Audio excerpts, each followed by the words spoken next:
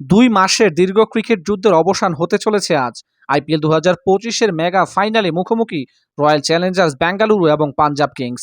আইপিএলের ইতিহাসে এই দুই দল এখনো পর্যন্ত চ্যাম্পিয়ন হতে পারেনি, ফলে এবার নতুন চ্যাম্পিয়ন পেতে যাচ্ছে tata Indian premier league. Bengaluru এখনো পর্যন্ত 3বার আইপিএল ফাইনাল উঠেছে, 2009, 2011 এবং 2016 সালে, কিন্তু 3বারই শিরোপা হাতছাড়া হয়েছে দলটার। অন্যদিকে পাঞ্জাব কিংস তাদের দ্বিতীয় ফাইনাল খেলতে নামছে 11 বছর পর। শেষবার তারা 2014 সালে ফাইনালে উঠেছিল। এবারে দলে রয়েছে হেড কোচ রিকি পন্টিং ও অধিনায়ক শ্রেয়াস আয়ার, যারা দলটিকে এক নতুন শক্তিতে পরিণত করেছেন। আইপিএলের ইতিহাসে পাঞ্জাব ও বেঙ্গালুরু এখনো পর্যন্ত 36 বার মুখোমুখি হয়েছে। দুই দলই সমানভাবে 18টি করে ম্যাচে জয়লাভ করেছে। বেঙ্গালুরুর সবচেয়ে বড় শক্তির জায়গা বিরাট কোহলি। অভিজ্ঞপূর্ণ এই ক্রিকেটার বড় ম্যাচেই যে জ্বলে ওঠেন। এছাড়াও ফিল সল্ট, রজত পাতিদার রয়েছেন ফর্মে। বোলিংয়ে জস হাজলিউড এবং ভুবনেশ্বর কুমার হতে পারেন তুরুপের তাস।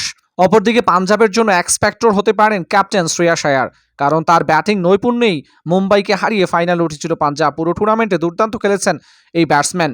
এছাড়াও সিমরন সিং, প্রিয়াংশ আরিয়া, মার্কস স্টোনিক হতে পারেন দলের সেরা ভরসা। আর বোলিংয়ে দায়িত্ব সামলাবেন ইউজবেন্দার চাহাল এবং আর্শদীপ সিং। কার হাতে উঠবে আইপিএল 2025-এর ট্রফি? বিরাট কোহলি নাকি শ্রেয়াস আয়ার? পাঞ্জাব নাকি আরসিবি? জানা যাবে আজই।